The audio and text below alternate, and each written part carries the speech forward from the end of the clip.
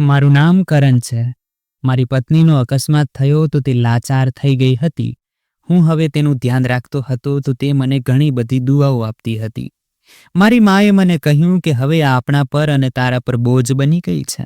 તેને છોડી દે, તેને ડિવોર્સ આપી દે. હું તારા કોઈ બીજી સુંદર છોકરી સાથે લગ્ન કરાવી દઈશ. પણ હું આ વાત માટે રાજી ન થયો અને મારી બધી જ સંપત્તિ વેચીને મારી પત્નીનો ઈલાજ કરાવ્યો. જેવી મારી પત્ની સ્વસ્થ થઈ તો તે જ રાત્રે પોતાના બોયફ્રેન્ડ સાથે ભાગી ગઈ. હવે બધા મારા પર થૂથું કરવા લાગ્યા. એક દિવસ અચાનક પોલીસે અમારા ઘર પર છાપો માર્યો અને તલાશી લેવા લાગ્યા. તલાશી લેતી વખતે જ્યારે માની ચારપાઈ ઉઠાવી તો મારા શરીરમાંથી જીવ જ નીકળી ગયો. કારણ કે મારી પત્નીનો અકસ્માત અચાનક થયો હતો. બધું જ રોકાઈ ગયું હતું. ડૉક્ટરે કહ્યું હતું કે તે ચાલી ન શકે. મેં બધું જ છોડી દીધું હતું. ફક્ત તેની દેખભાળ કરવા લાગ્યો. માએ મારા ખભા દબાવ્યા. તે રાત્રે જાગીને મારી સાથે રડતી હતી. અમે ત્રણેય આ આઘાતને સ્વીકારી લીધો હતો, પણ કંઈક અધૂરું લાગી રહ્યું હતું. ગાડીનો દરવાજો ખુલ્યો અને મારું શરીર જાણે એક ઝટકાથી પાછળ થયો તો શોર બહુ હતો. હોર્ન, બ્રેક અને લોકોના અવાજો વચ્ચે દોડતો હોસ્પિટલ પહોંચ્યો. અંદર આઈસીયુનો દરવાજો બંધ હતો. કાચ ધૂંધળો હતો. મારા હાથમાં મારી પત્નીની ચપ્પલ હતી. એક જ ચપ્પલ, બીજી કદાચ રોડ પર પડી ગઈ હતી. જેમ જિંદગીની સીધી રાહથી તે પણ ક્યાંક ખોવાઈ ગઈ હોય. જ્યારે ડૉક્ટરે કહ્યું કે તે હવે કદાચ ક્યારેય ચાલી નહીં શક્યા, ત્યારે મારી આંખોમાં આંસુ આવી ગયા હતા. પણ આંસુ પડ્યા નહીં. કદાચ પુરુષનું દુઃખ છુપાઈ જાય છે અથવા તે છુપાવવા મજબૂર થઈ જાય છે. મા મારી સાથે હતી. તેમના ચહેરા પર પણ એ જ પરેશાની હતી જે મારા દિલમાં છુપાયેલી હતી. તેમણે કહ્યું, આપણે બધું કરીશું બેટા, તું ચિંતા ન કર. યાદ છે લગ્ન પછી પહેલી વાર જ્યારે તારી પત્ની બીમાર પડી હતી ત્યારે તું કેટલો ગભરાઈ ગયો હતો? મને યાદ છે કે તેના તાવનું તાપમાન 103 હતું અને તે ધ્રુજી રહી હતી. હું આખી રાત તેની પાસે બેઠો રહ્યો હતો. દબાયેલા અવાજમાં હું તેના માટે પ્રાર્થના કરતો રહ્યો હતો. તેણે ત્યારે પણ મારો હાથ પકડીને કહ્યું હતું કે જ્યારે તું હોય છે ત્યારે મને ડર નથી લાગતો. આજે હોસ્પિટલમાં જ્યારે મેં તેની તરફ જોયું તો તે શ્વાસ લઈ રહી હતી, પણ તેની આંખો બંધ હતી, જાણે તે કંઈક કહીને ચૂપ થઈ ગઈ હોય. માં દરરોજ મારી સાથે હોસ્પિટલ જતી હતી. ક્યારેક તે મને ઘરે મોકલી દેતી અને પોતે મારી પત્ની પાસે બેઠી રહેતી. એક દિવસ હું પાછો આવ્યો તો માં તેના વાળમાં તેલ લગાવી રહી હતી. તે તેને બેટી કહીને બોલાવી રહી હતી. કહેવા લાગી, મારી બેટી, જલ્દીથી ઠીક થઈ જા. તને મારા દીકરાને સંભાળવાનો છે. તે બહુ જ નાજુક દિલનો છે. આ બધું હું દરવાજાની બહાર ઊભા રહીને સાંભળી રહ્યો હતો અને મારી આંખોમાંથી પહેલી વાર આંસુ પડ્યા હતા. પણ અજીબ વાત એ હતી કે મારી પત્નીની ખામોશી વધતી જતી હતી. તે બોલતી ઓછી હતી, હસતી ઓછી હતી, જાણે તે અંદરથી કોઈ બીજા જહાન તરફ નીકળી ચૂકી હોય. મેં ઘણી વાર કોશિશ કરી કે તેની સાથે બેસું. તસવીરો બતાવી, જૂની વાતો કરી, લગ્નના દિવસની વાતો કરી. જ્યારે તે લાલ લહેંગો પહેરીને મારી સામે આવી હતી ત્યારે મેં કહ્યું હતું કે મને લાગ્યું કે આ સપનું છે. તે બસ સાંભળતી હતી, હળવેકથી હસી દેતી હતી, પણ તેની આંખો બિલકુલ ખાલી લાગતી હતી. અંદર ક્યાંક ને ક્યાંક મને લાગતું હતું જાણે કંઈક ખોટું થઈ રહ્યું છે, જાણે કોઈ વાત છુપાવવામાં આવી રહી છે. માં દિવસમાં બહુ વ્યસ્ત રહેવા લાગી હતી. ક્યારેક કિચનમાં, ક્યારેક આંગણામાં અને વારંવાર તે મારી પત્નીના રૂમમાંથી ખામોશીથી નીકળતી હતી. મેં કંઈ પૂછ્યું ન હતું. મને મારી મા પર શંકા કરવાનો હક ન હતો. કદાચ આપણે જ્યારે કોઈને બહુ પ્રેમ કરીએ છીએ ત્યારે જોવાનો દૃષ્ટિકોણ ગુમાવી બેસીએ છીએ. બસ માની લઈએ છીએ કે બધું ઠીક છે અથવા બધું ઠીક થઈ જશે. પણ જિંદગી ફક્ત પ્રાર્થનાઓથી નથી ચાલતી. તેમાં ક્યારેક કોઈ સત્ય બહુ જુલમ જેવું હોય છે. મેં આ સમયે કંઈ જાણ્યું ન હતું, કંઈ ઓળખ્યું ન હતું. મને લાગ્યું કે અમે ત્રણેય એક જ દર્દમાં સામેલ છીએ. મેં ફક્ત મારી પત્નીને દરેક કિંમતે બચાવવા ચાહી, પણ કિસ્મત તો કદાચ કોઈ બીજા જ ખેલની તૈયારી કરી રહી હતી. માએ ધીમેથી મારા ખભા પર હાથ રાખ્યો અને કહેવા લાગી, બેટા, બસ એટલું બતાવી દે કે તું ખુશ છે. મેં તેમની તરફ જોયું. તે ચૂલા પાસે ઊભી ચા બનાવી રહી હતી. તેમના ચહેરા પર એ જ મોહબ્બત હતી, એ જ ચિંતા હતી જે હંમેશા રહેતી હતી. પણ તે દિવસે તેમના શબ્દોમાં કંઈક બીજું હતું, જાણે તે કંઈક કહેવા માંગતી હોય અને શબ્દોને ચાવી ગઈ હોય. મેં જવાબ ન આપ્યો. ખામોશી મારી અંદર એક આદત બની ચૂકી હતી. દરેક વાત દિલમાં રાખીને પસાર કરી દેવી. પોતાની વિચારનો બોજ પોતે ઉઠાવવો, બસ એ જ ચાલી રહ્યું હતું. ઈલાજ મોંઘો થઈ રહ્યો હતો.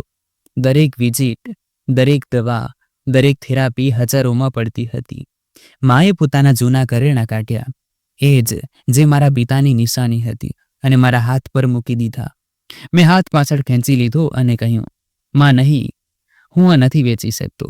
માં હસી, જાણે તે પહેલાથી જાણતી હોય. તેમણે કહ્યું, નહીં બેટા, તું આને વેચી દે. તું જ તો સંપત્તિનો વારસદાર છે. મેં તે રાત ઊંઘમાં નહોતી વિતાવી. ઘરના ખૂણે ખૂણામાં મારી પત્નીનો અવાજ વસેલો હતો, એ જ જે ક્યારેક જિંદગીથી ભરેલો હતો.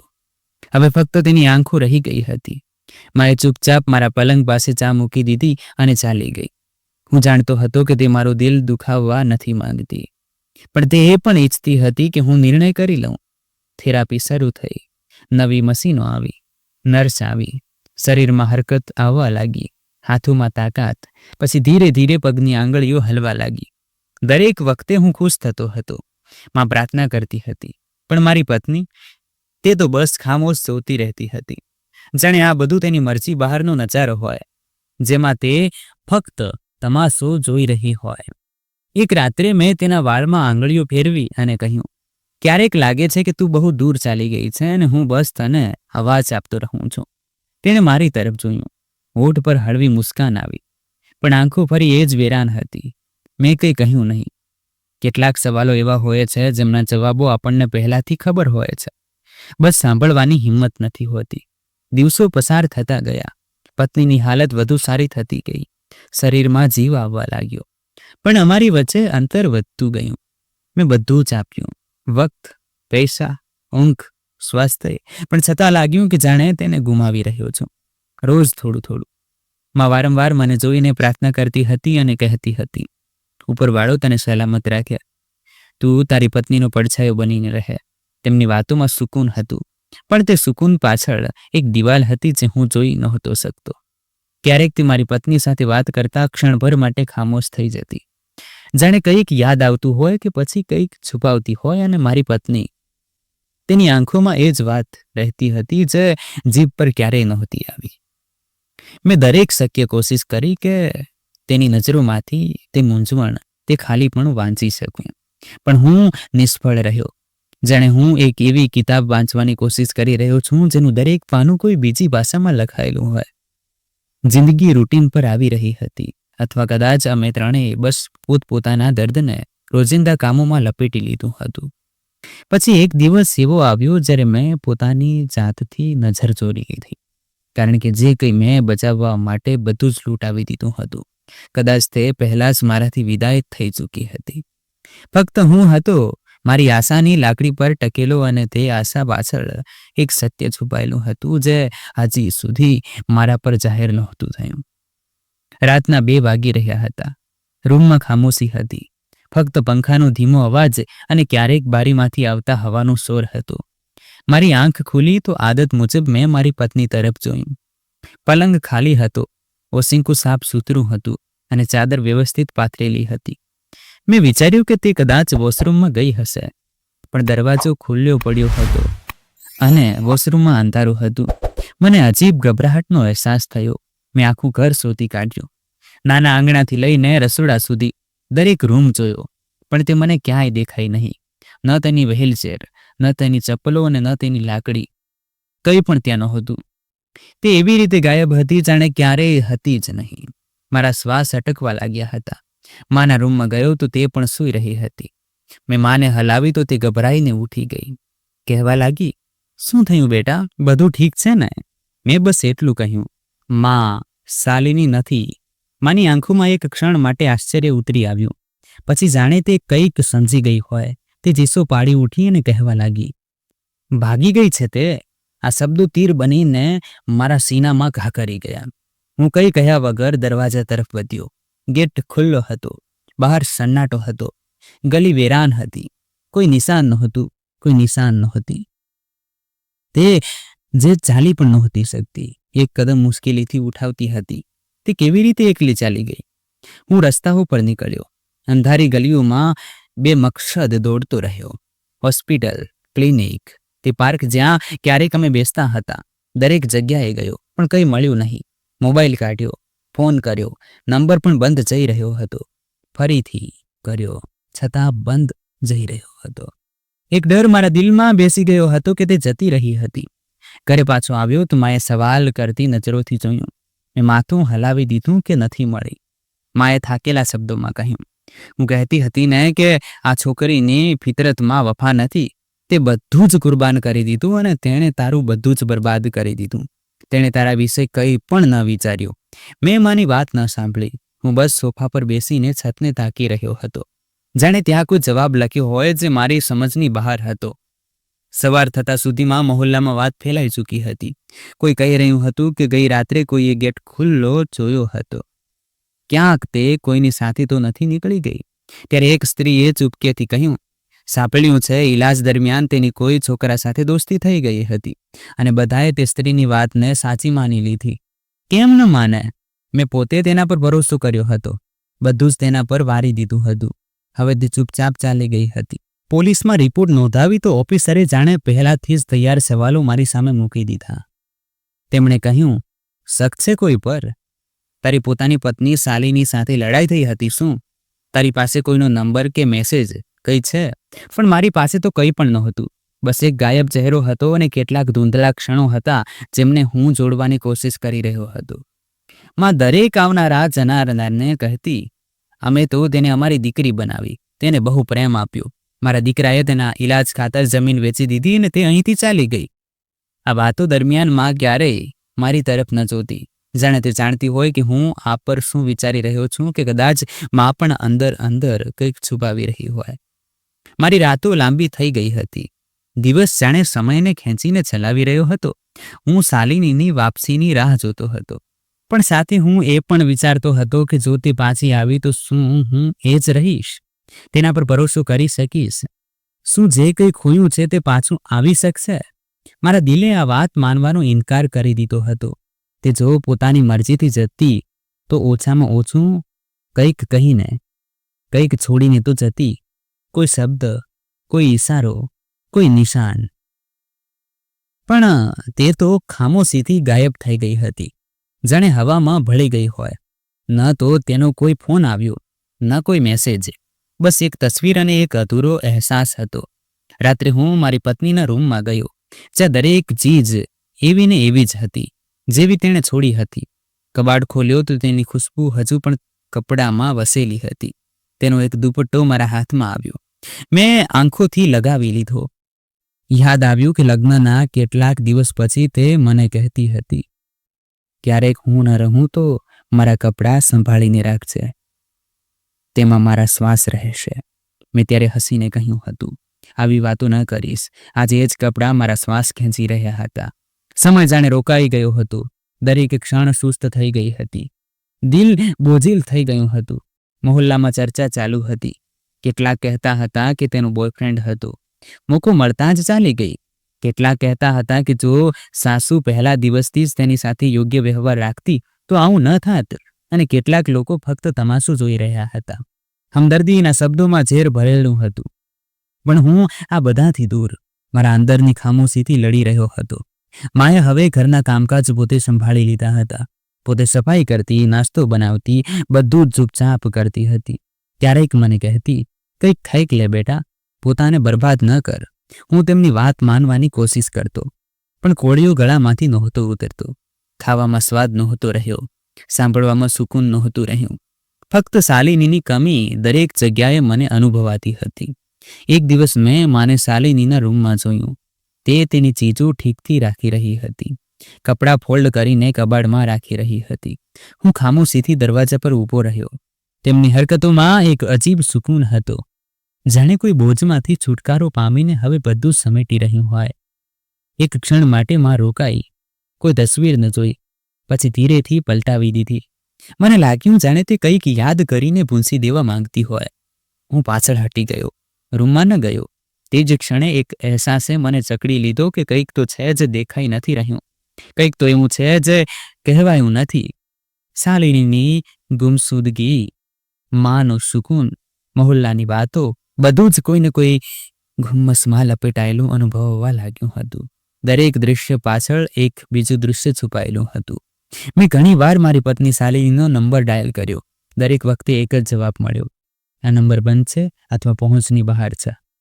હું બેસીને વિચારતો રહ્યો કે શું તે ખરેખર ચાલી ગઈ છે? જો ચાલી ગઈ તો કોની સાથે, ક્યાં અને કેમ? પણ આ સવાલો બસ વધુ સવાલો ખોલતા હતા. જવાબ ક્યારેય નહોતો આવતો. રાત્રે મને ઊંઘ ક્યારેક આવતી, ક્યારેક નહીં. સપનામાં તેની ઝલક દેખાતી. ક્યારેક તે મને બોલાવતી, ક્યારેક રિસાઈને દૂર ચાલી જતી. એક રાત્રે સપનામાં તે મારી સામે ઊભી હતી અને મારી આંખોમાં આંખો નાખીને કહી રહી હતી, તે કંઈ નથી જોયું, કંઈ પણ નહીં. હું ચીસો પાડીને ઉઠ્યો. પરસેવામાં ભીંજાયેલો હતો. દિલ તેજ ધડકી રહ્યું હતું. દિવસો સાથે ખામોશી વધતી ગઈ. હવે કોઈ સવાલ નહોતું કરતું, કોઈ સાંત્વન નહોતું આપતું. બધા જાણે માની ચૂક્યા હતા કે તે ચાલી ગઈ છે. હું હજી પણ દરવાજા તરફ જોતો હતો. દરેક વખતે જ્યારે ગેટની કુંડી હલતી તો એક ક્ષણ માટે દિલ ધડકતું કે કદાચ શાલિની હોય. પણ દરેક વખતે નિરાશા મળતી. માં દિવસ પ્રતિ દિવસ મજબૂત દેખાવા લાગી હતી, જાણે તેમના પર કોઈ અસર જ ન થઈ હોય. અને આ જ વાત મારા દિલમાં એક મૂંઝવણ પેદા કરતી ગઈ. તેમનું આટલું સુકૂનથી હોવું, આ હદ સુધી કે તેમની આંખો પણ ભીંજાઈ નહોતી. કંઈક તો હતું જે મને દેખાઈ નહોતું રહ્યું, કંઈક એવું જે હું નહોતો સમજી રહ્યો. અને આ ખામોશી સૌથી ખતરનાક હતી, કારણ કે ક્યારેક ચીજ સંભળાય છે, દેખાય છે કે કંઈક ખોટું છે, પણ જ્યારે બધું ખામોશ હોય અને દરેક ચીજ વહેલા જેવી હોય, ત્યારે સમજ નથી આવતી કે ઘા ક્યાં છે. બસ લોહી વહેતું રહે છે. સાંજનો સમય હતો. આકાશ પર હળવા વાદળો હતા. હું દરવાજાની બહાર બેઠો ચા પી રહ્યો હતો. મહોલ્લાના કેટલાક લોકો રોજની જેમ ગલીના નાકે વાતોમાં વ્યસ્ત હતા. ત્યારે પડોશના કાકાજી, જે હંમેશા ખામોશ રહેતા હતા, મારી પાસે આવીને બેસી ગયા.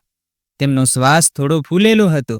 હાથમાં અખબારનો જૂનો ટુકડો હતો જે તે વારંવાર હાથમાં લઈને ફરતા રહેતા હતા. થોડી વાર તે ખામોશ બેઠા રહ્યા. પછી અચાનક કહેવા લાગ્યા, બેટા, ખોટું ન માનજે, એક વાત કહેવા માંગુ છું. રાત્રે તમારા ઘરમાંથી કંઈક અજીબ અવાજો આવે છે. મેં ચોંકીને તેમની તરફ જોયું. પછી હસી પડ્યો. મેં કહ્યું, કાકાજી, તમે પણ ને, તમને કોઈ વહેમ થઈ ગયો હશે, કદાચ બિલાડી હોય.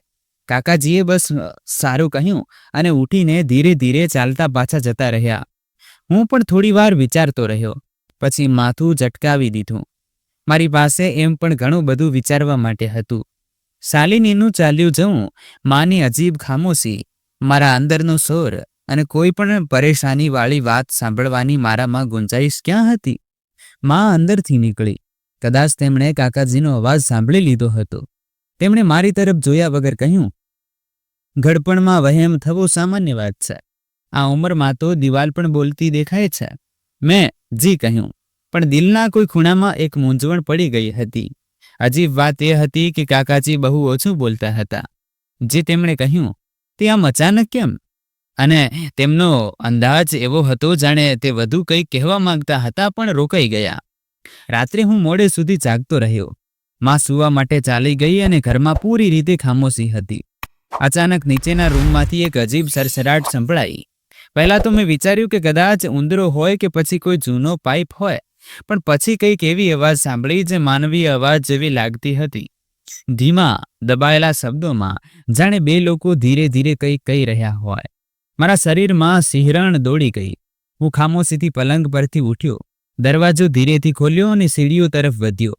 દરેક કદમ સાથે મારા દિલની ધડકન તેજ થઈ રહી હતી. નીચે પહોંચ્યો તો બધું જ પહેલા જેવું હતું. લાઇટ બંધ હતી, અંધારું હતું, દરવાજો બંધ હતો.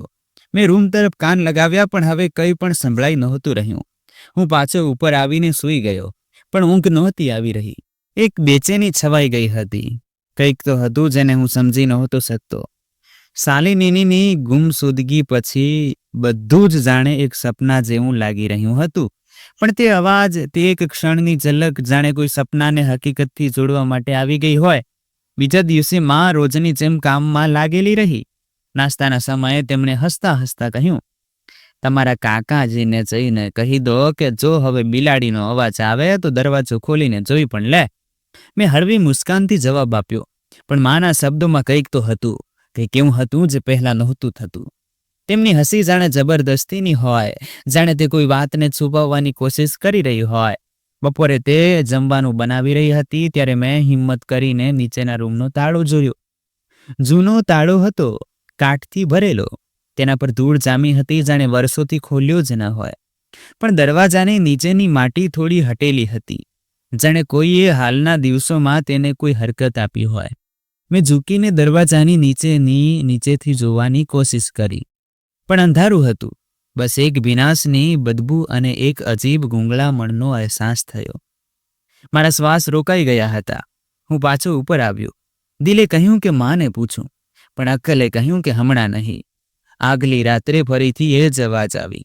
આ વખતે થોડી વધુ સાફ હતી, થોડી વધુ બેકાબુ, જાણે કોઈ સિસકી રહ્યું હોય કે કોઈને શ્વાસ લેવામાં તકલીફ થઈ રહી હોય. હું પલંગ પર બેસી ગયો, પરસેવામાં ભીંજાઈ ગયો. જો આ બધું મારા વહેમ હતા તો વારંવાર એક જ સમયે કેમ થતા હતા? સવાર થતાં જ હું ફરીથી કાકા પાસે ગયો. તેમની આંખોમાં એક અજીબ થાક હતો. મેં તેમને સાફ સાફ કહી દીધું, કાકાજી, તમે જે કહ્યું હતું તે સાચું છે. તમે કંઈક જોયું છે. તે થોડીવાર ખામોશ રહ્યા, પછી ધીરેથી કહેવા લાગ્યા, જોયું નથી, પણ સાંભળ્યું જરૂર છે. છેલ્લા ઘણા દિવસોથી રાતના ખાસ સમયે તમારા ઘરમાંથી કંઈક એવું થાય છે જે ઠીક નથી લાગતું. મેં કહ્યું, તમારો આભાર કાકાજી, અને પછી હું પાછો આવી ગયો. દિલમાં ડર હતો. માં હજી પણ રોજની જેમ એ જ રીતે હસતી ખાતી પકાવતી, જાણે કંઈ થયું જ ન હોય. પણ દરેક રાત્રે જ્યારે નીચેથી અવાજ આવતો ત્યારે માના નસકોરા ગાયબ થઈ જતા હતા. તેમની કરવટો સંભળાતી હતી, જાણે તે જાગી રહી હોય. મારા અંદર હવે એક નિર્ણય જન્મ લઈ રહ્યો હતો. કંઈક તો હતું જે છુપાયેલું હતું, કંઈક એવું જેને જાણવું મારા માટે બહુ જરૂરી હતું, અને કદાચ તે કંઈક નીચે હતું, બંધ દરવાજા પાછળ, આ ખામોશ ઘરની સૌથી ખામોશ જગ્યામાં. બપોરના તીવ્ર તાપમાં સૂરજ છત પર આગ વરસાવી રહ્યો હતો. હું આંગણામાં પાણીના કુલર પાસે બેઠો, અખબારમાં આંખો ગાળી રહ્યો હતો, જ્યારે અચાનક ગેટ પર જોરથી ટકોરો પડ્યો. માં રસોડામાંથી નીકળી અને મેં દરવાજો ખોલ્યો તો સામે પોલીસ ઊભી હતી. એક ઓફિસરે પોતાનું કાર્ડ બતાવ્યું અને કહેવા લાગ્યું, અમને તમારા ઘરની તલાશી લેવાની ફરિયાદ મળી છે. માં દરવાજાની નજીક આવી. તેમના ચહેરા પર આશ્ચર્ય હતું, જાણે તેમને વિશ્વાસ ન આવી રહ્યો હોય. તેમણે કહ્યું, કેવી ફરિયાદ? પોલીસ ઓફિસરે જવાબ આપ્યો, વિગતો પછી હમણાં અમારે દરેક રૂમ ચેક કરવો પડશે. ઘરમાં એક અજીબ સન્નાટો છવાઈ ગયો હતો, જાણે દિવાલો પણ શ્વાસ રોકીને બધું જ સાંભળી રહી હોય. મેં ઈશારાથી કહ્યું, ઠીક છે, જે કરવું હોય તે કરી લો. પોલીસે તલાશી શરૂ કરી. પહેલા રસોડું, પછી મારી પત્નીનો રૂમ, પછી સ્ટોર રૂમ, પછી ગેસ્ટ રૂમ. માં વારંવાર તેમની પાછળ જઈ રહી હતી. ક્યારેક કંઈક કહી રહી હતી તો ક્યારેક પોતાના કપડાં ઠીક કરી રહી હતી, પણ તેમના હાથ થોડા ધ્રુજી રહ્યા હતા. પોલીસ ઓફિસર વારંવાર તેમને રોકી રહ્યો હતો. મેડમ, અમને અમારું કામ કરવા દો. પછી એક સિપાઈ તેમના રૂમમાં ગયો. તેણે આમ તેમ જોયું, નીચેની તરફ નજર દોડાવી, પછી અચાનક કહ્યું, સાહેબ, અહીં કંઈક છે. માં ઝડપથી આગળ વધી અને કહેવા લાગી, અહીં જૂની ચીજો રાખેલી છે, બસ, અને કંઈ પણ નથી. પોલીસે માનો પલંગ હટાવ્યો. નીચે ધૂળ જામી હતી, પણ વચ્ચે એક લોખંડનો હેન્ડલ બનેલો હતો, કાઠથી ભરેલો, જાણે વર્ષોથી કોઈએ તેને સ્પર્શ પણ ન કર્યો હોય, છતાં તે સાફ દેખાઈ રહ્યો હતો. પોલીસ ઓફિસરે મને જોયો અને કહ્યું, આ કઈ ચીજનો હેન્ડલ છે? હું હેરાન ઊભો હતો. મેં તો ક્યારેય જિંદગીમાં આ હેન્ડલ નહોતો જોયો. તે જગ્યા તો મારી માના પલંગથી ઢંકાયેલી રહેતી હતી. હું કંઈક કહેવા જ વાળો હતો કે માં કહેવા લાગી, ત્યાં જૂનો ટેન્ક રાખવામાં આવ્યો હતો, ક્યારેક તેનો હેન્ડલ હશે, બાકી ત્યાં કંઈ પણ નથી. પોલીસે કોઈ વાત સાંભળ્યા વગર હેન્ડલ ખેંચી દીધો.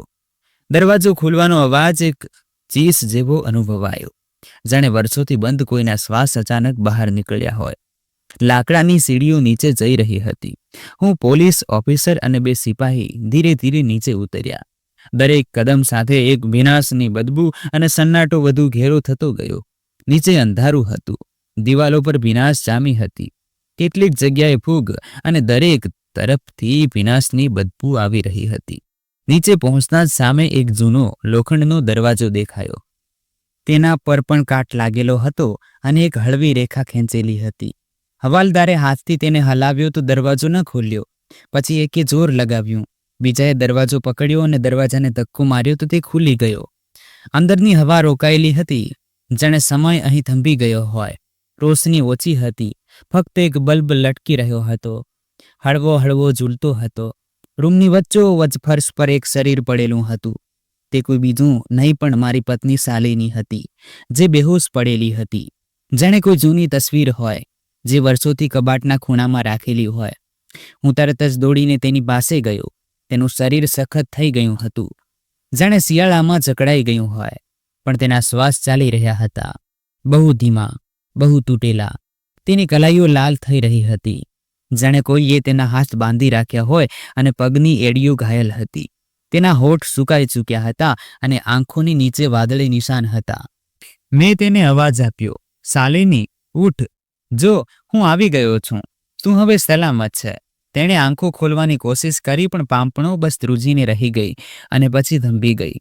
પોલીસ ઓફિસરે એક ક્ષણ માટે રૂમનો જાયજો લીધો, પછી કહેવા લાગ્યો, જરૂર કોઈ ગરબડ છે, આમને તરત જ હોસ્પિટલ લઈ જવા પડશે.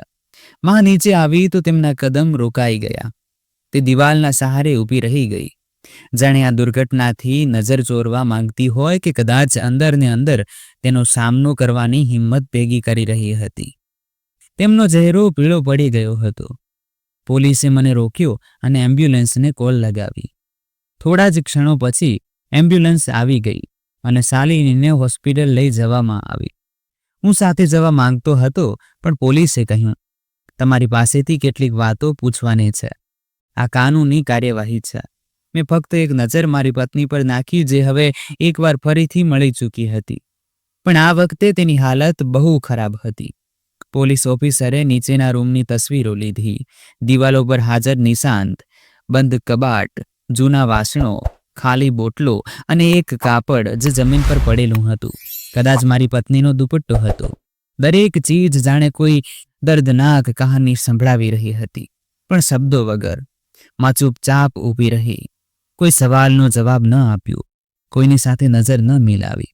જ્યારે પોલીસે કહ્યું, તમારે તપાસ માટે પોલીસ સ્ટેશન ચાલવું પડશે, તો તેમણે બસ માથું હલાવીને ઠીક છે કહ્યું. ઘર હવે વેરાન લાગવા લાગ્યું હતું. તે રૂમ જ્યાં મારી માં હતી, તેમનું પલંગ હતું, તેની નીચેનો રાજ અને બધી ખામોશી, જાણે દરેક ચીજ હવે બદલાઈ ગઈ હોય. તે માં જે રાત્રે જાગીને મારા માટે પાણી રાખતી હતી, જે મારા દુઃખ પર રડતી હતી, એ જ હવે એક મોટા સવાલ નીચે દબાઈ ચૂકી હતી. પોલીસ સ્ટેશનમાં નિવેદન આપતી વખતે હું અંદર ને અંદર વિખરાઈ રહ્યો હતો. મેં જણાવ્યું કે મારી પત્ની લાપતા થઈ ગઈ હતી. મેં તેની ગુમસુદગીની રિપોર્ટ પણ નોંધાવી હતી. મારી માએ મને કહ્યું હતું કે તે પોતે પાછી આવી જશે, પણ આજે ખબર પડી કે તે કોઈ બીજાના નહીં, પણ મારા જ પોતાના ઘરની નીચે કેદ હતી, જ્યાંથી હું રોજ પસાર થતો રહ્યો અને તે મારી મદદની આશામાં પડી રહી. પોલીસે કહ્યું, આ કોઈ સામાન્ય કેદ નથી લાગતી, બહુ વિચારી સમજીને કરવામાં આવ્યું છે. અમારે પૂરી તપાસ કરવી પડશે. સાંજે જ્યારે હું હોસ્પિટલ ગયો તો મારી પત્ની હોશમાં આવી ચૂકી હતી. મને જોતાં જ તેની આંખોમાં એક એવી થાક ઉભરી આવી, જે શબ્દોમાં ન બતાવી શકાય.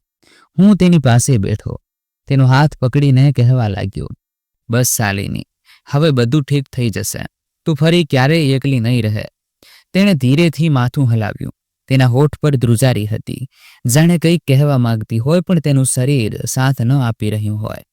ડોક્ટરે જણાવ્યું કે શારીરિક કમજોરી બહુ વધારે છે, પણ જો અમે તેમને સમયસર ન લાવ્યા હોત તો વાત બહુ આગળ જઈ શકતી હતી. આ શબ્દે મારા અંદર કંઈક તોડી નાખ્યું હતું. સમયસર પહોંચવું, પણ હું તો એ જ ઘરમાં હતો, રોજ એ જ રૂમની ઉપર સૂતો હતો, છતાં કંઈ ન જોઈ શક્યો, કંઈ ન સાંભળી શક્યો. માં પોલીસની નિગરાનીમાં હતી, પણ ખામોશ હતી, જાણે તેમને કોઈ પણ વાતનો પસ્તાવો ન હોય, કે કદાચ હોય પણ તેમણે તેને અંદર ક્યાંક દફનાવી દીધો હોય. હવે કાયદો જ નિર્ણય કરશે કે તે બધું આખરે શું હતું, કેમ થયું અને કયા ઈરાદાથી કરવામાં આવ્યું. પણ મારા માટે આ બધા સવાલો નહોતા. મારા માટે સત્ય ફક્ત એટલું જ હતું કે મારી પત્ની જીવતી છે અને આ જિંદગી હવે મારી પૂરી કોશિશનું કારણ બનવાની હતી. નીચેનો રસ્તો બંધ થઈ ચૂક્યો હતો, પણ તેનો પડછાયો હવે મારા અસ્તિત્વથી લપેટાઈ ગયો હતો. અને દરેક રાત પાછળ એક ખામોશ ચીસ હતી જે હું વર્ષો સુધી સાંભળી ન શક્યો. પોલીસે જેવી રીતે મા પાસે સવાલો શરૂ કર્યા, તેમની અવાજ ઊંચી થઈ ગઈ. તે ચીસવા લાગી, હાથથી પોતાનું માથું પકડી લીધું અને કહેવા લાગી, મેં કંઈ નથી કર્યું, મેં શાલિનીને કોઈ નુકસાન નથી પહોંચાડ્યું. તેમના શબ્દો દિવાલો સાથે અથડાઈ રહ્યા હતા, પણ તેમની વાતોમાં સચ્ચાઈ ક્યાંય દેખાઈ નહોતી રહી. પોલીસવાળા તેમની સાથે સખ્તાઈથી પૂછપરછ કરી રહ્યા હતા અને માનો ચહેરો વારંવાર બદલાઈ રહ્યો હતો. માની આંખોમાં જે કંઈ હતું તેને હું વર્ષોથી ઓળખતો આવ્યો હતો. મોહબ્બત, ચિંતા, મમતા, પણ હવે ત્યાં એક બીજો રંગ હતો. કદાચ તે પોતાને બચાવવાની કોશિશ કરી રહી હતી.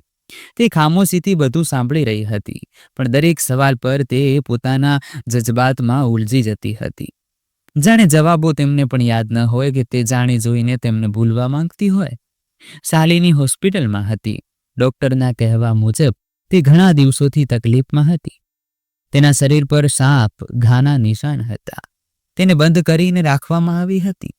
ખાવાનું પણ સમયસર નહોતું આપવામાં આવ્યું અને તેની માનસિક હાલત પણ ઘણી કમજોર થઈ ગઈ હતી. આ વાતોએ કેસને વધુ ગંભીર બનાવી દીધો હતો.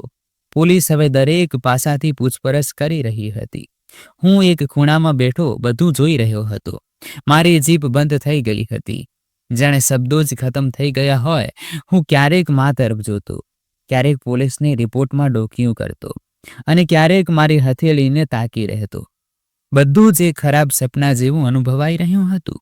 પોલીસ ઓફિસરે મારી માને પૂછ્યું, તમે કહી રહ્યા છો કે તમે કંઈ નથી કર્યું, તો પછી તે છોકરી બેઝમેન્ટ સુધી કેવી રીતે પહોંચી? દરવાજો બંધ હતો, બહારથી તાળું મારેલું હતું અને નીચેનો રસ્તો ફક્ત તમારા રૂમમાંથી જતો હતો. માં ખામોશ થઈ ગઈ. તેમની આંખોમાં આંસુ હતા, પણ તેમની ખામોશી ચીસી રહી હતી. તેમના હોઠ ધ્રુજી રહ્યા હતા, પણ જીભ બંધ હતી. તે જ ક્ષણે મને અનુભવ્યું કે તે અંદરથી તૂટી ગઈ છે, કે કદાચ તેમની સચ્ચાઈ તેમને કંઈક કહેવાની રજા નહોતી આપી રહી. ત્યારે એક બીજો ઇન્સ્પેક્ટર હોસ્પિટલથી પાછો આવ્યો. તેમના હાથમાં એક બેગ હતી જેમાં કેટલીક જૂની ચીજો હતી. એક ડાયરી, કેટલીક દવાઓ, એક ચાવી અને એક ખાલી મોબાઈલ કવર. તેમણે કહ્યું, આ બધું જ બેઝમેન્ટમાં પડેલું હતું. ઇન્સ્પેક્ટરે કહ્યું, આ ડાયરી બહુ જ ખાસ છે. તેની મદદથી જ અમને પહેલી ગવાહી મળશે. ડાયરીના પાના પર મારી પત્નીના હાથથી લખેલું હતું. તે દર્દ જે જીભ પર નહોતું આવ્યું, પણ તેણે કલમથી તે ડાયરી પર લખી દીધું હતું. તેમાં કેટલીક તારીખો લખેલી હતી. કેટલીક તારીખો પર માનો ઉલ્લેખ હતો અને કેટલીક પર તો ફક્ત આ શબ્દો હતા, આજે ફરી રોશની નથી આવી. મારા હાથ સૂજી ગયા છે. તે રોજ આવે છે, કંઈ કહેતી નથી, બસ જોવે છે. મેં વાંચ્યું અને મારા અંદર એક ડરની દિવાલ તૂટી ગઈ. જાણે બધું જ મારી નજરો સામે રાખવામાં આવી રહ્યું હોય, વગર કોઈ શબ્દના, વગર ઢાંકી છીપાવે. આ તે સત્ય હતું જેની મેં ક્યારેય આશા પણ નહોતી કરી અને હવે તે ધીરે ધીરે મારી સામે ખુલી રહ્યું હતું.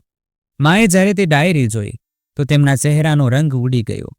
તેમણે ચીસીને કહ્યું, આ બધું જૂઠું છે.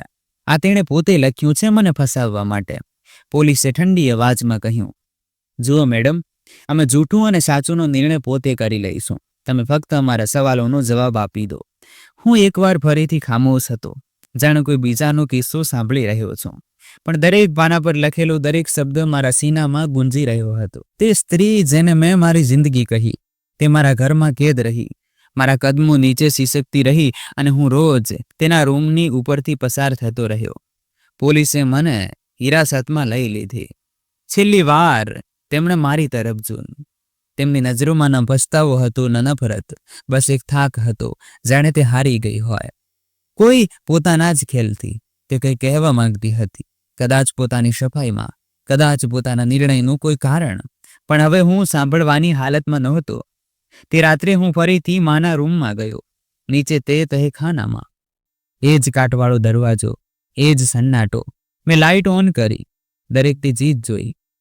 સાંકળોના નિશાન, ખાલી બોટલો અને તે દિવાલ જેના પર આંગળીઓથી ખૂતરીને શબ્દો લખાયા હતા. મને સાંભળો. હું ઘૂંટણ પર બેસી ગયો અને જમીન પર હાથ રાખીને બસ શ્વાસ લેતો રહ્યો. તે સમયે મને લાગ્યું જાણે જમીનની અંદર તેની ચીસો હજી પણ હાજર છે. દરેક દિવાલ, દરેક પડછાયો તેની ગવાહી આપી રહ્યો હોય. મારી મા પોલીસની હિરાસતમાં હતી, પણ મને ખબર હતી કે ફક્ત તે જ ગુનેગાર નહોતી, હું પણ ગુનેગાર હતો.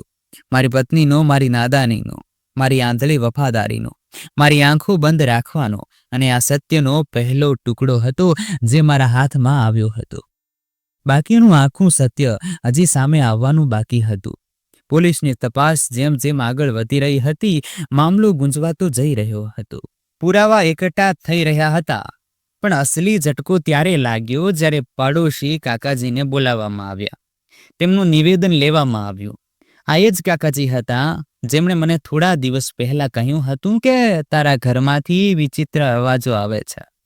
આ વખતે તેમની પાસે ફક્ત અવાજો જ નહોતા, કંઈક બીજું પણ હતું. તેમના નિવેદને દરેક વસ્તુને બદલી નાખી. તેમણે પોલીસ સામે કહ્યું, એક રાત્રે હું છત પર હતો. ગરમીને કારણે મને ઊંઘ નહોતી આવી રહી. અચાનક કરણના ઘરના આંગણામાં હલચલ થઈ. મેં નીચે ડોકિયું કરીને જોયું તો કરણની માં કોઈને કસડી રહી હતી. મેં સાપ તો નહોતું જોયું કે કોણ છે, પણ શરીર નિર્જીવ જેવું લાગતું હતું. હું ડરી ગયો અને ચૂપચાપ અંદર ચાલ્યો ગયો. પછી સમજાયું કે કદાચ કોઈ બીમાર હોય. પણ બીજી સવારે જ્યારે કરણની પત્ની ગાયબ થઈ ત્યારે મને શંકા થઈ. પોલીસ ઓફિસરે તેમની વાત પર ધ્યાન આપ્યું અને મને ખામોશ નજરોથી જોયું. મારી આંખો જમીન પર ગળેલી હતી.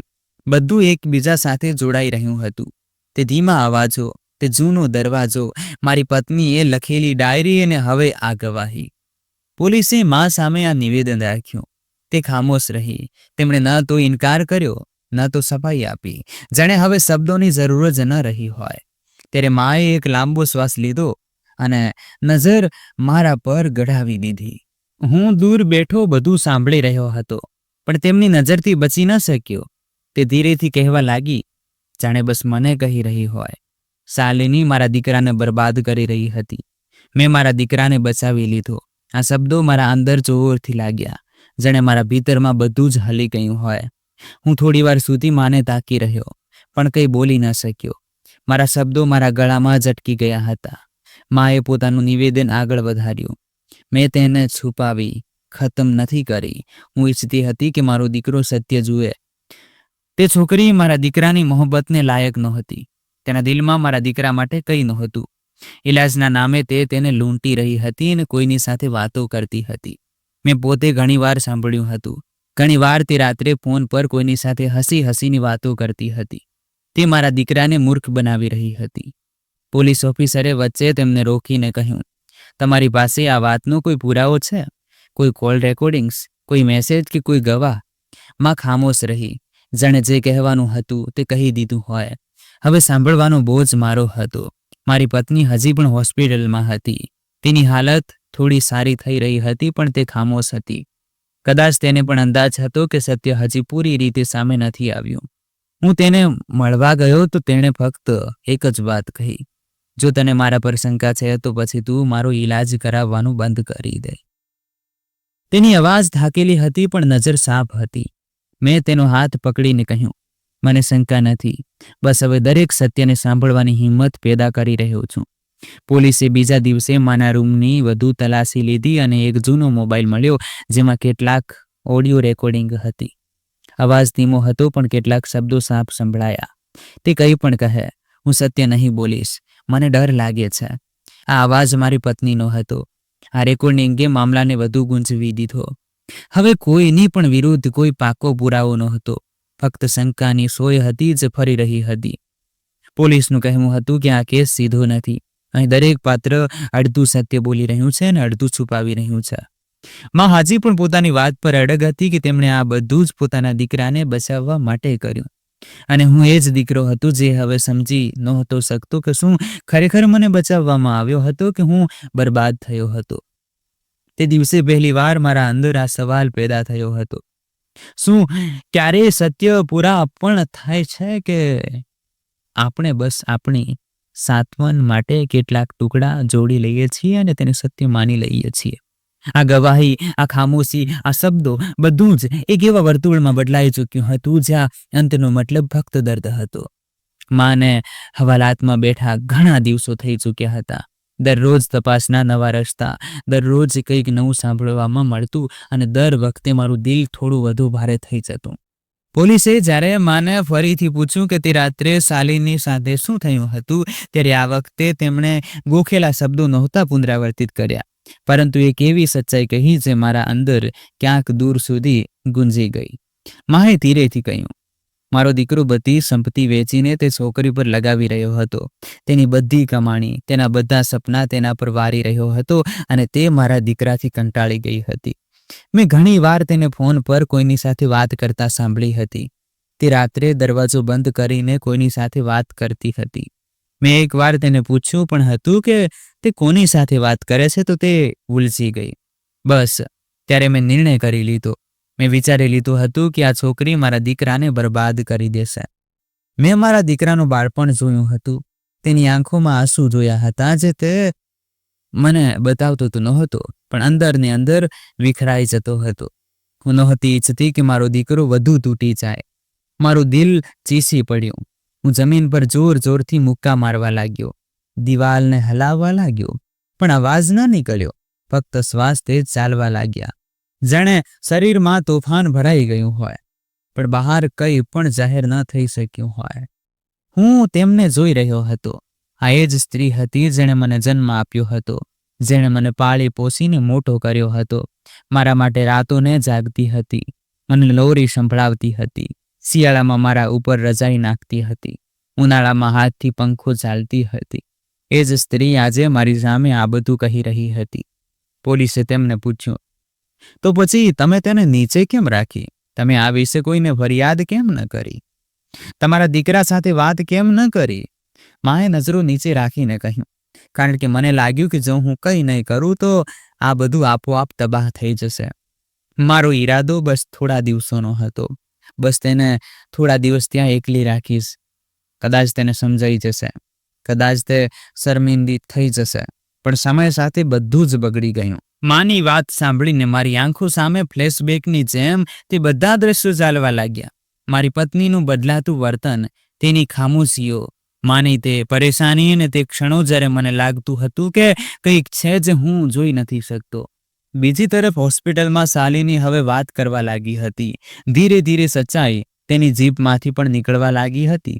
તેણે જણાવ્યું, હું એકલી થઈ ગઈ હતી. જ્યારે મારું શરીર ચાલવા લાગ્યું તો દિલમાં વધુ ખ્યાલો આવવા લાગ્યા. મને શંકા હતી કે કદાચ તું ફક્ત દયા ખાઈ રહ્યો છે, મોહબ્બત નહીં. માજીએ જ્યારે મારા ઈલાજ પર વાંધો ઉઠાવ્યો તો મેં તેમની સામે ઉલઝવાનું શરૂ કરી દીધું. કદાચ તે સમજી ગઈ કે હવે હું ખામોશ નહીં રહીશ. મેં શાલિનીને પૂછ્યું, શું તું કોઈની સાથે વાત કરતી હતી? તે ખામોશ થઈ ગઈ. પછી કહેવા લાગી, મારો એક જૂનો દોસ્ત હતો. બસ તેનાથી દિલ હળવું કરવા માટે વાત કરતી હતી, પણ ક્યારેય કંઈ ખોટું નહોતું. કદાચ તે સમયે હું પોતાને સમજી નહોતી શકતી. તેની વાત સાંભળીને મારા સીનામાં દુઃખ જેવું થયું, પણ તેમાં આરોપ નહોતો, સત્ય હતું, કડવું હતું, પણ સાફ હતું. મને તેના પર ગુસ્સો ન આવ્યો, બસ અફસોસ થયો. અમે બંને સમયના હાથે એટલા થાકી ગયા હતા કે એકબીજાની જીભ પણ ભૂલી ગયા હતા. માનો મકસદ કદાચ મને બચાવવાનો હતો, પણ તેમણે રસ્તો એવો અપનાવ્યો જે ન માને લાયક હતો. ન માણસાઈને તેમણે નિર્ણય પોતાના ધોરણે કરી લીધો. મને પૂછ્યું પણ નહીં, મને સમજવાનો મોકો પણ ના આપ્યો. હું ઘરે આવ્યો તો બધું જ જાણે બદલાયેલું લાગ્યું. ઘરના દરવાજા, અહીં સુધી કે છતનો પંખો પણ જાણે ખામોશ થઈ ગયો હોય. હું મારા રૂમમાં ગયો, જ્યાં તેમનો પલંગ હવે ખાલી પડ્યો હતો. તેમના પલંગ નીચે તે હેન્ડલ હતું. તે ખાનું જેણે સત્યને છુપાવી રાખ્યું હતું. માએ જે કર્યું હતું તેમનો મકસદ કદાચ ખરાબ નહોતો, પણ પરિણામ એવું હતું જેણે બધું જ બદલી દીધું હતું. તેમની મોહબ્બત, તેમની પરવરિશ, બધું જ એક એવા પડછાયામાં ચાલ્યું ગયું હતું જ્યાં બાળપણની લોરી સાથે કાટ લાગેલા દરવાજાની ચીસ પણ સંભળાતી હતી. આ કહાની હવે ફક્ત મારી નહોતી. આ દરેક તે માણસની કહાની હતી જેના નિર્ણયો બીજાએ તેના માટે કર્યા, ભલે મોહબ્બતમાં કે નફરતમાં. અને મકસદ ક્યારેક સત્ય નથી હોતું, બસ એક પડદો બની જાય છે જે આખરે ઉઠી જ જાય છે. પોલીસે ચાર્જશીટ તૈયાર કરી લીધી હતી. આરોપો ગંભીર હતા. માણસને કેદમાં રાખવો અને તેને માનસિક રીતે પ્રતાડિત કરવો અને મારી માએ આ ગુનો કર્યો હતો. તે નામ જે ક્યારેક મારા સ્કૂલ બેગ પર, મારા રિપોર્ટ કાર્ડ પર હતું અને મારા સપનામાં ગર્વથી બોલાતું હતું, હવે પોલીસ સ્ટેશનમાં એક આરોપી તરીકે નોંધાઈ ચૂક્યું હતું. ઘર વેરાન થઈ ચૂક્યું હતું. એ જ રૂમ, એ જ દિવાલો, પણ એક અજીબ ખામોશી દરેક જગ્યાએ છવાયેલી હતી. માના ગયા પછી ઘરમાંથી પ્રાર્થનાઓની ગુંજ ખતમ થઈ ગઈ હતી. રસોડાના વાસણો, જેના પર તેમના હાથોની સુગંધ હતી, હવે બંધ પડ્યા હતા. આંગણાની માટી સૂકી હતી, જાણે કોઈએ તેના પર પાણી આપવાનું છોડી દીધું હોય. શાલિની હોસ્પિટલથી ઘરે આવી ચૂકી હતી. તેની ચાલ હવે સારી હતી, પણ કદમોમાં ભરોસો પાછો નહોતો આવ્યો. જ્યારે તે આ ઘરમાં દાખલ થઈ તો સૌથી પહેલા તેણે છત તરફ જોયું, જાણે ઈચ્છતી હોય કે નીચેના પડછાયા હટી જાય અને કંઈક રોશની મળે. હું તેની સાથે હતો, પણ અમારી વચ્ચે એક ખામોશી હતી જેને શબ્દો ન તોડી શક્યા. ફક્ત સમય જ હતો જે કંઈક સારું કરી શકે. શાલિનીનો દરેક કદમ મને માના ગુનાહની ગુંજ સંભળાવતો હતો. દરેક દરવાજો જે તે ખોલતી હતી, દરેક ચીજ જેને તે હાથમાં લેતી હતી, તેમાં મારી માને સ્પર્શ ક્યાંક ને ક્યાંક બાકી હતી. અને મારી પત્ની તેને અનુભવતી પણ હતી, સહતી પણ હતી. હું તેને કંઈ પણ ભૂલવા માટે નહોતો કહેતો, ફક્ત જીવવા માટે કહેતો હતો. કોર્ટમાં કેસ શરૂ થયો. વકીલોની દલીલો, ગવાહોની ગવાહી અને માની ખામોશી. તેમણે એક વાર પણ પોતાની સફાઈમાં કંઈ ન કહ્યું.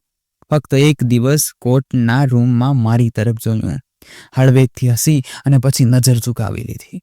તેમની નજરોમાં કંઈ ભયાનક નહોતું, બસ એક ખાલીપણું હતું, જાણે બધું ખતમ થઈ ચૂક્યું હોય. મારું નિવેદન સૌથી વધુ મહત્વનું હતું. જ્યારે હું ગવાહી માટે કટઘરામાં ઊભો થયો તો મારા હાથ ધ્રુજી રહ્યા હતા. મેં કહ્યું, મેં મારી મા પર આંખો બંધ કરીને વિશ્વાસ કર્યો. મને લાગ્યું કે તે મારી સલામતી ઈચ્છે છે, પણ તેમણે તે બધું જ મારાથી છીનવી લીધું જેના માટે હું જીવતો હતો. જેમણે મારી પત્નીને કેદ નહોતી કરી, તેમણે મારું દિલ બંધ કરી દીધું, મારા વિશ્વાસનું કતલ કરી દીધું. કોર્ટમાં ખામોશી છવાઈ ગઈ. માએ ક્યારે પણ કંઈ ન કહ્યું, જાણે દરેક આરોપને તે ખામોશીથી કબૂલ કરી ચૂકી હોય. કદાચ તે જાણતી હતી કે જે તે ઈચ્છતી હતી તે પૂરું ન થયું અને જે કરી બેઠી તે માફીને લાયક નહોતું. કોર્ટે પોતાનો નિર્ણય સંભળાવી દીધો અને હું ઘરે પાછો આવીને બેસી ગયો. એ જ આંગણામાં જ્યાં ક્યારેક મારી મા બેસીને શાકભાજી કાપતી હતી. આજે તે જગ્યા ખાલી હતી અને તેમની અવાજ હજી પણ મારા કાનમાં ગુંજી રહી હતી. પણ તે અવાજ સુકૂન નહોતો આપતો, તે હવે એક બોજ બની ચૂકી હતી. શાલિની મારી પાસે આવી, મારા હાથ પર પોતાનો હાથ રાખ્યો. તેની આંખોમાં હજુ પણ થાક હતો, પણ સાથે એક અજીબ નરમાઈ પણ હતી. તેણે કહ્યું, આપણે એકવાર ફરીથી બધું જ શરૂ કરી શકીએ છીએ, પણ આ વખતે કોઈ જૂઠું નહીં હોય, કંઈ પણ છુપાવવામાં નહીં આવે, બસ સત્યની સાથે. મેં માથું હલાવી દીધું. મને વધુ કંઈ નહોતું જોઈતું, ન બદલો, ન ચર્ચા, ન હમદર્દી. મને ફક્ત ન્યાય જોઈતો હતો, તે પણ એવો ન્યાય જે સોડ ન કરે, જેના પછી કોઈ આરોપ બાકી ન રહે, ન મારા દિલમાં, ન શાલિનીની આંખોમાં. આ તે ક્ષણ હતી જ્યાં કહાનીનો સોર થંભી રહ્યો હતો અને અંદર એક નવી જિંદગીની આહટ સંભળાઈ રહી હતી. એક એવી જિંદગી જેમાં વીતેલા ક્ષણોની રાખમાંથી અમે અમારું નવું ભવિષ્ય બનાવવા માંગતા હતા. ખામોશ ન્યાય જે ચીસોથી નહીં, સચ્ચાઈથી થાય છે. અને સત્ય આખરે અમારી વચ્ચે ઊભું હતું, પૂરી રીતે કડવું, પણ દિલમાં એક સુકૂન હતું, જાણે આકાશ પણ થોડી વાર રડ્યા પછી ખામોશી ઓઢી લે છે. આંગણામાં બેઠેલા મને ઘણા કલાકો વીતી ચૂક્યા હતા. સામે એ જ ખુરશી હતી જેના પર મારી પત્ની સાંજે બેસીને ચા પીતી હતી. આજે તે ફરીથી એ જ જગ્યાએ બેઠી હતી, જીવતી, સલામત અને પોતાની આંખોમાં અગણિત વાતો લઈને. હોસ્પિટલથી પાછા આવ્યા પછી ઘણા દિવસો વીતી ગયા હતા. તેના શરીરના ઘા તો હવે ભરાઈ ગયા હતા, પણ જે અંદરના ઘા હતા તે અમારા બંને વચ્ચે દિવાલ બનીને ઊભા હતા. અમે બંને કંઈ ખાસ વાત નહોતી કરી, બસ એકબીજાની હાજરીને સ્વીકારવાનું શીખી લીધું હતું. ક્યારેક તે મારી તરફ જોતી, હું નજરો ચોરી લેતો. ક્યારેક હું કંઈક કહેવા માંગતો, પણ શબ્દો સાથ નહોતા આપતા. ઘરનું વાતાવરણ બદલાયેલું લાગતું હતું. મા હવે જેલમાં હતી. તેમના વગર આ ઘર અજાણ્યું લાગવા લાગ્યું હતું. એ જ રૂમ, એ જ આંગણું, એ જ દરવાજા, બધું જ ત્યાં જ હતું.